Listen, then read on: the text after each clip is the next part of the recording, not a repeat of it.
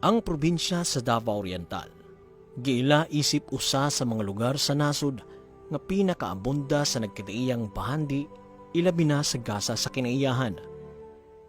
Gani, sa tibuok Davao Region, ang Davao Oriental ang pinakadakong probinsya in terms of land area, ug ang adunay pinakataas nga coastline. Hinungdan nga dili ikatingala nga saganay kini sa mga bahandi gikan sa kabukiran hangtod sa kadagatan. Gawas pa niini, Davao Oriental is where the sun shines first. Usa ka nahimong popular tagline sa probinsya, tungod dinhi usab masilip ang pinakaunang pidlisiw sa adlaw sa subangang bahin sa Pilipinas. Susama sa sidlak sa adlaw, ang probinsya sa Davao Oriental padayon sa pagtagamtam sa kahayag alang sa kaugmaon niini, tungod sa mga kalabuan sa milabayng katuigan. Sugod pa sa pagkahimugso niini, isip isa ka probinsya sa Davao Region, pinaagi sa Republic Act 4867, miadtong Mayo 8, 1967. Gikan pa sa pinakaunang appointed governor nga si late Governor Ponciano Bangoy, sa pinakaunang elected governor nga si late Governor Leopoldo Lopez, gikan sa mga milabayng administrasyon hangtod sa kasamtangang administrasyon. Layo na ang naabot sa probinsya sa Davao Oriental. Sa atong ikasiyam nga gobernador, and I'm talking about Governor Nelson Lechoncito Dayanghirang, ubay-ubay ug daghan ang atong nasinating kabag-uhan, kalambuan ug progreso. Unsa kini nga mga kabag-uhan ug kalambuan? Pinaagi sa atong documentary series ato kining Sayron, Tukion ug Palawman. Kini si Jack Villahermosa ug uban ni ako sa The State of the Province.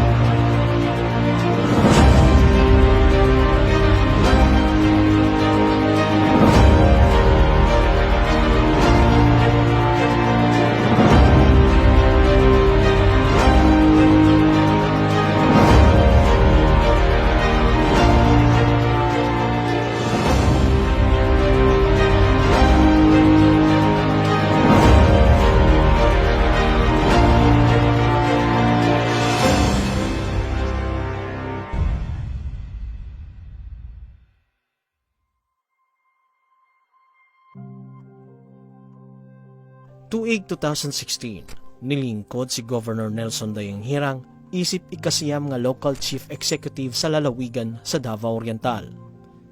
Nagsugod sa konseptong pagpadayon ug pagpaligon sa mga proyekto ug programa sa mga milabay nga administrasyon. Ang liderato ni Governor Dayanghirang naghatag og dakong focus sa infrastruktura, ilabi na sa peace and order, healthcare, social services ug uban pa. Mapasalamaton ko kay aduna tay mga empleyado sa probinsya and of course ang atong mga partners, no? The different national agencies, the non-government organization and even the private sectors nga nakighiusa sa ato ug in general the public nga nitabang og nisuporta sa atong mga kalihukan ug ang atong mga programa. Tungod sa kadugayon po nako sa politika, I started as a barangay captain at the same time an vice president. Nahimutang mayor sulod sa siyam ka tuig ug nahimutang magbabalaod isip board member sulod sa unong ka tuig ug nahimutang congressman sa sulod sa siyam ka tuig. With that experience, nanghibaw ta sa ground unsa ang sitwasyon, unsa ang problema, o unsa ang gusto sa mga katawhan.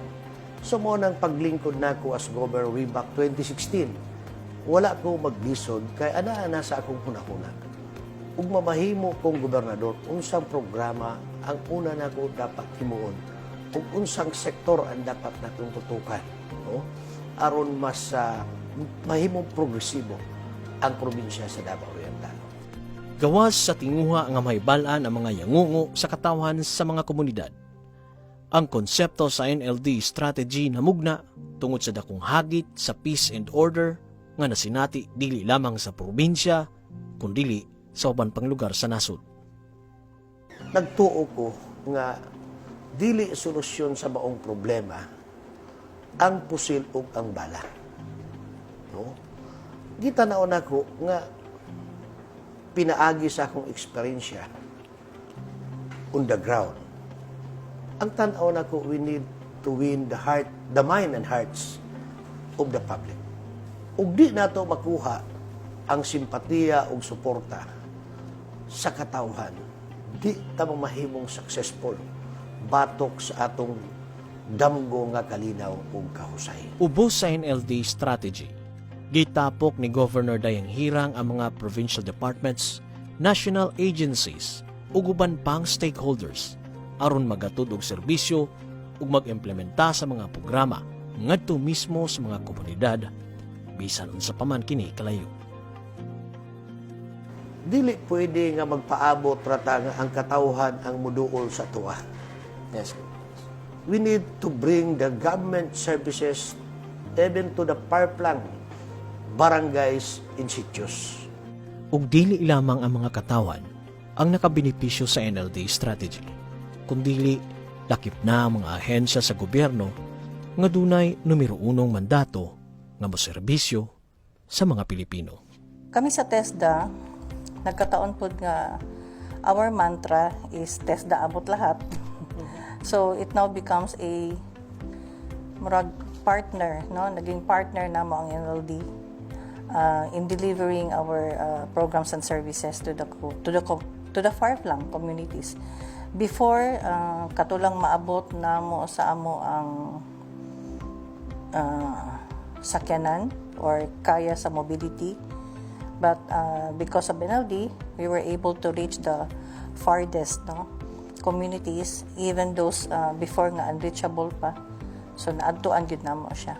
Ako kayo ang impact na naunsa sa na-contribute sa NLD-BOC kay mahitungod ang mga NGA karon kung sa una nagahulat lang sa naimuduol, and that's the time na magpahibalo ko sa programa sa Bishop, with the initiative na mo reach out na jud sa mga tao, dako yung impact kay ang mga NGAs karon nagalihok na jud and they try to reach more people. Although sa amo sa DSWD, it has been our mandate na naadjud mi sa field ever since kung na mga concern, even calamities na adjud mi ana antod kung from womb to tomb. Yes, sir. But mas napadali karon ang trabaho sa DSWD because na convergence approach. Pinaagi niini, mas napasayon ang pagpaabot og serbisyo sa mga katawhan ug mas napatuol ang gobyerno ngadto kanila. Nakita sa national government nga diri sa probinsya sa Davao Oriental nahitabo ang convergence from the national government, from the local, and even the private sectors, no? So nakita nilang effective ang atong strategy, no? That's why I was invited by the DILG. I was even invited by the Office of the President to speak. Unsa ninyo? Unsa inyong gihimo? Unsa inyong strategy? No? So, mao nang nahitabo nga nigawas ng Executive Order 70. No? So, nalipay kong dako nga pinaagi sa atong programa, dili lang ang Davao Oriental ang atong matabangan, but the whole country. Nakahatag ta og maayong ideya to end this CPP-NPA nga problema. Nagsugod lamang sa usa ka estratehiya, apan ubay-ubay na ang mga kausaban nga natagamtaman sa probinsya sulod lamang sa kapin 5 ka tuig. From 2016 up to the present, Yes, sir. dako na kayo ang kalainan. Unsang problema nga nung di mo develop ang probinsya sa Davao Oriental? The number one issue is the peace and order. So somehow karon na nata sa finishing touches. O nata sa finishing touches. Nakita na nato ang epekto nidaghan ang investor, nidaghan ang turista, sunod-sunod na ang atong farmers naningkamot na nga mutanong magbuhi og hayop kay adunay market, adunay mo palit, no? So ang mahimong bulahan at the end of the day is ang atong mga katawan. Luyo niini, daghan pa ang mga kalambuan nga gitakdang mapatuman sa probinsya sa nabilin nga termino ni Governor Dayang Hiran. Kita na mismo gobyerno, we can invest. It will become an income of the government. So muna nagbutang taog inland resort na ongoing karon and hopefully this year mahumana. Kaya ang akong ikahadlukan tungod sa shortage sa accommodation, ang uban matug na lang sa tent. Pasig mo balik na sa ilang lugar, nindot ang Davao Oriental pero kulang ang facilities. So mo nang kinahanglan ang government mo support. Kinahanglan nato og dakong convention hall. So mo nang nagpahimo pud ta og dakong convention hall. Kay mao may akong madungog. Gusto ta mag-convention sa Davao Oriental pero walay dakong lugar. Walay dakong convention hall. So mo nang ongoing po ang atong convention hall. And ang development sa airport. Natay tuod airport, the old airport nato nga that was during Marcos time pa. Pero wala gyud na ma-operate.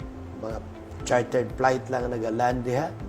No? Then nangita ta ginabang, nangayo ta ginabang from the national government. So gitubag nag-download og kwarta on process karon and hopefully once ma-operate nato ang atong airport, expected yun nato nga mas daghan pa ang tourist mo abot sa probinsya sa Davao Oriental. Kay mas dali naman ang ilang pagbiyahe, no, kaysa magbaylan sila. Gisiguro ni Governor Dayang Hiran nga ang kalambuan magpadayon pinaagi sa convergence o partnership nga na-institutionalize na sa probinsya. Ubay-ubay ang programa kaniadto ni former governor, now Congresswoman Balanyao, nga maayo. So atong gipadayo padak. Gani ato pang gipakusgan. Yes. Ug naghimo tag mga bagong strategy to address sa atong damgo. Unsa nakalayo ang atong ginaganan from 2016 up to the present, unsa na ang development. Of course, the people will judge. So ang ako lang is servant man ta sa mga tao, no? Gipili man ta sa mga tao. So we will do our best. We will do our best nga mahatag nato sa atong katawhan ug mahatag nato sa atong probinsya sa Davao Oriental. Tan-aw ko nga ipadayon pod by the next administration. One, ila mamakita ang impact. Yes, yes. Ug tan-aw nimo sa probinsya sa Davao Oriental, dili lang MPA ang ni-surrender. Ang pinakadaghan nga ni-surrender sa ato is ang mga masa. Mga masa kaniadto nga wa nato mahibawi nga masa di ay. No? Until such time nga voluntarily ni-surrender sila kay ila nakita nga nindot man ang atong panggobyerno. So nganong muadto pa ta sa laing grupo nga ato namang nabati ang tinuuray nga gobyerno sa nasod ng Pilipinas. Para kay Governor Dayang Hiran, bisan pa man, daghan pa ang kinahanglang buhaton, malipayon siya sa mga dagkong kalambuan nga nahitabo sa probinsya, ubos sa iyang pagdumala. So, malipayon ko mahimong peaceful na kaayo ang probinsya sa Davao Oriental. Muhawa man ko as governor, pero aduna ko'y ligasiya nga mabilin. No? Di na nato isa-isahon, but above all, ang kalinaw o kahusay mao'y resulta nga mamahimo kitang malambuon. A local government could not survive and perform well without the help from the communities it governed. Ang mamahimong usa ka leader sa dakong probinsya, dunay bugat ug dakong responsibilidad nga pas-an. Kung sa atong mga simpleng lumulupyo, nagunhauna alang sa atong personal o sa atong pamilya. Unsa na lang ka ang mamahimong usa ka local chief executive sa usa ka probinsya. Ang dakong hagit ka natong tanan, ang paghatag, higayon ug suporta alang sa mga plano ug lakang sa Provincial Government of Davao Oriental. Pinaagi niini, daghan ang atong kalambuan ug kabag-uhan nga matagamtaman alang sa atong mga katawhan. Sa atong sunod na episode, atong sayron ang flagship program ng ining kasamtangang administrasyon nga nakahatag og dakong epekto sa kalambuan, sa kahapsay ug kalinaw ug pagkuha sa kasing-kasing sa mga katawhan ngadto balik sa gobyerno. Hangtod sa sunod higayon, uban ni ako sa pagtuki sa atong sunod na sektor, ang peace and order. Ug kini si Jack Villahermosa, dinhilang sa The State of the Province.